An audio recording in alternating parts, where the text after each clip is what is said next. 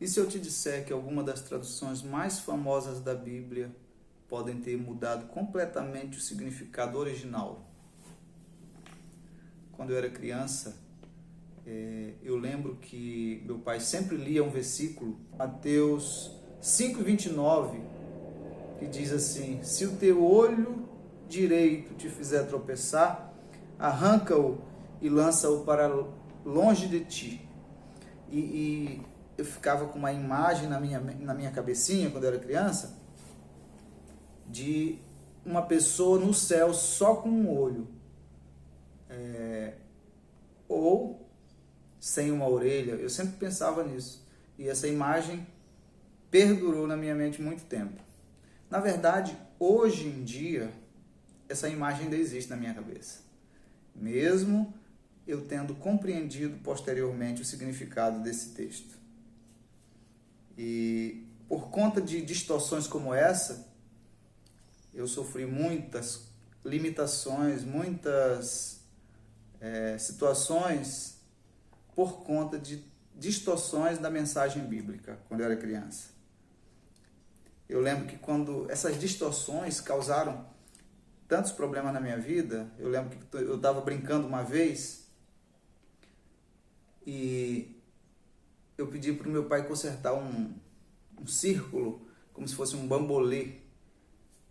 E o meu pai pegou o círculo, eu pensei que ele ia consertar, ele pegou, quebrou e jogou no lixo. Disse: você não pode brincar com isso, isso é pecado.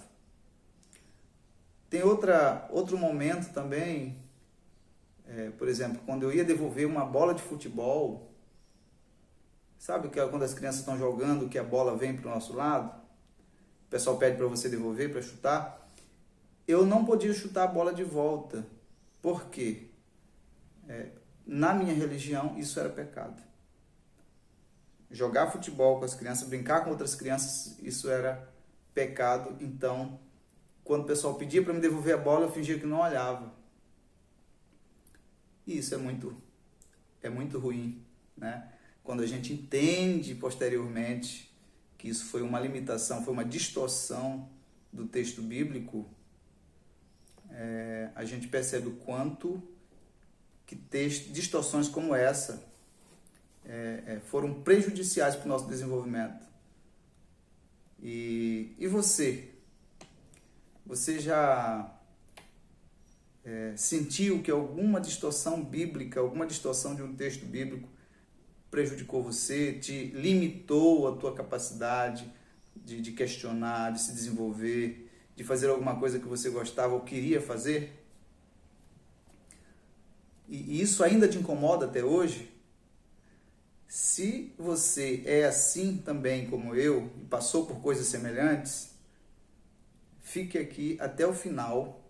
Meu nome é Marcos Soares e eu fui criado em uma religião conservadora, bastante conservadora, uma religião com regras muito rígidas. E isso me levou a questionar, me levou a ter que estudar teologia, fazer um curso de teologia, fazer um curso, a metade de um curso de física. Isso me levou a estudar por conta própria, estudar filosofia, estudar psicologia, estudar várias outras disciplinas, principalmente psicologia, para entender a mente humana, para me compreender e para poder fazer uma jornada de cura, de autoconhecimento. Então, hoje eu vou te ensinar, tá? Fique aqui até o final, que hoje eu vou te ensinar uma ferramenta de tradução dos textos bíblicos. Com essa ferramenta você vai poder traduzir de forma fiel, correta, qualquer texto bíblico que você quiser. Ok? Uau! Falando disso, até fiquei um pouco emocionado, porque realmente, né, quando a gente fala da nossa infância, tem coisas que ainda nos emocionam. Vamos falar do primeiro ponto. para ensinar você essa ferramenta poderosa de tradução de textos. O problema das traduções bíblicas. Para podermos traduzir corretamente os textos, temos que compreender o que significa a hermenêutica, ou seja, é o sentido original do texto no contexto cultural da época. Tem um professor meu de teologia, eu tive um professor em uma das disciplinas, que ele fala o seguinte: o texto fora do contexto vira pretexto. Porque para se ter clareza e compreender o sentido original do texto, precisamos compreender quem escreveu o texto, para quem escreveu e com qual objetivo escreveu esse texto. Uma das principais análises a serem feitas são os valores sociais da época, a economia, a política, as características geográficas do lugar. Tudo isso vai nos dar uma compreensão maior para nós compreendermos com qual objetivo esse texto foi escrito e visando que resultados obter naquela situação em que foi escrito. Vamos ver um exemplo aqui. Êxodo 30, 17 a 21. Tem um texto que fala que é necessário lavar as mãos e pés antes de entrar no tabernáculo. Este texto ele foi escrito para uma comunidade israelita no deserto, ok? E lá se tinha uma prática que era oferecer animais em sacrifício. Outra característica do lugar era a poeira. Você sabe que no deserto é um lugar poeirento. Então as pessoas ficavam com os pés muito sujos e, por sacrificarem os animais, também sujavam as mãos e pés de sangue dos animais. Então, este texto tem uma justificativa prática, que é pessoas que estavam com mãos e pés muito sujos, portanto, seria muito importante que essas pessoas tivessem o hábito de lavar os pés e mãos. Por isso, este versículo, além de ser um mandamento divino para aquela comunidade, também tinha uma justificativa prática. Portanto, se esse texto fosse escrito para outras comunidades com outras características, ele poderia ter uma prática diferente, um objetivo diferente, visando um outro resultado. Então, aqui nós temos um exemplo de como as características geográficas são importantes a serem consideradas na hermenêutica, na compreensão do texto, do sentido original do texto. Tá? Outro exemplo que agora traz uma característica que é um valor social, é 1 Coríntios 11, quando fala da questão do véu para mulheres. Paulo, ao escrever aos Coríntios, ele recomendou que as mulheres usassem véu, que os homens cortassem o cabelo, porque isso era esperado daquela tradição, fazia parte da cultura, né, digamos assim, era um aspecto cultural daquela sociedade, a sociedade romana da época de Paulo. Então, nós temos aqui valores sociais. O que Paulo buscou aqui com este texto foi a modéstia, o respeito aos costumes. Então, se este texto fosse destinado a uma outra comunidade que não fosse a romana, onde não houvesse esses valores sociais, esses costumes, provavelmente Paulo não pediria este comportamento. A modéstia e o respeito aos costumes poderiam ser outras práticas em outros locais, em outras comunidades. Então, aqui nós compreendemos o sentido deste texto quando nós analisamos o contexto social, histórico e geográfico. Vamos para o segundo ponto. Nós temos os valores que transcendem o tempo. É um fator muito importante que eu quero que você anote. Nós, quando lemos a Bíblia, de Gênesis a Apocalipse, nós vamos encontrar princípios que fazem referência de amor ao próximo, que falam de justiça, que falam de compaixão, e esses valores, eles são atemporais. Não importa qual a sociedade, qual a época, eles vão sempre ser importantes, vão ser princípios eternos. Então, eles não são temporais, eles transcendem o tempo. Nós temos que identificar esses princípios em qualquer texto e sermos capazes de aplicar esses princípios no presente, neste momento. Um exemplo disso é Êxodo 21 e 2 e Levítico 25, 39 a 43. São passagens que falam de regras sobre a servidão na comunidade israelita. Servidão e também que regulamentam como lidar com o servo, como lidar com o escravo. O Levítico aqui, ele trata de que depois de 7 anos o judeu ele precisaria ser liberto. Depois de 7 anos servindo, sendo um servo, ele deveria ser liberto. Aqui também trata de que o judeu não poderia ser vendido como escravo, né?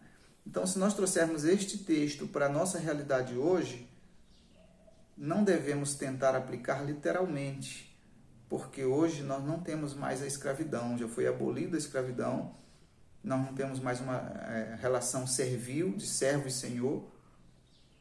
Hoje, como nós podemos aplicar esse texto é zelando pelo princípio de bem-estar social, tá? Então, devemos zelar para os direitos dos menos favorecidos, das pessoas que estão à margem da sociedade, dos trabalhadores, para que realmente recebam seus benefícios, seus direitos sejam garantidos. Ou seja, é um princípio social, não que deva ser aplicado literalmente como uma lei de servo ou de escravo e senhor. Beleza? O terceiro ponto. O que os textos originais dizem de verdade. E aqui nós vamos usar a hermenêutica, o que nós falamos anteriormente. Nós vamos agora aplicar isso na prática, fazer uso prático da hermenêutica. Vamos pegar um exemplo de Romanos 6, 23. O salário do pecado é a morte. Observe aqui o significado de pecado e de morte. Eu, particularmente, tinha muito medo de pecar quando eu era criança. Como eu já disse para vocês, eu fui criado numa religião rígida, rigorosa e com regras bastante duras. Então eu tinha medo de pecar, eu tinha medo de pensar uma coisa que fosse pecado. Então eu tinha medo de pecar até em pensamento, porque já imaginou entrar no céu só com um olho? Eu queria entrar com os dois, né? Então eu tinha medo de pecar, eu achava que eu ia ser punido se eu tinha algumas coisas que eu poderia pensar que fosse pecado e eu não queria me encontrar naquela situação. Então eu tinha medo de pecar, né? Eu tinha medo, como eu disse, de devolver uma bola, gente, de futebol, porque eu tinha que chutar a bola e chutar uma bola eu considerava um pecado. Então, vamos ver o que significa pecar. A palavra pecado usando essa ferramenta de hermenêutica. Pecado no hebraico significa errar o alvo. E no grego significa também errar o alvo. Então, no grego é desviar-se do caminho, errar o alvo, desviar-se do caminho, fazer um desvio. Ok? Depois nós analisamos aqui morte. Na sociedade romana,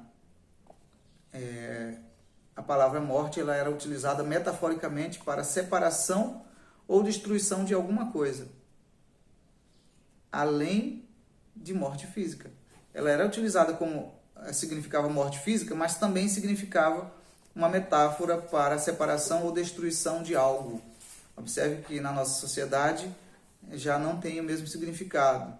Nos referimos aqui hoje em dia para a morte como morte mesmo.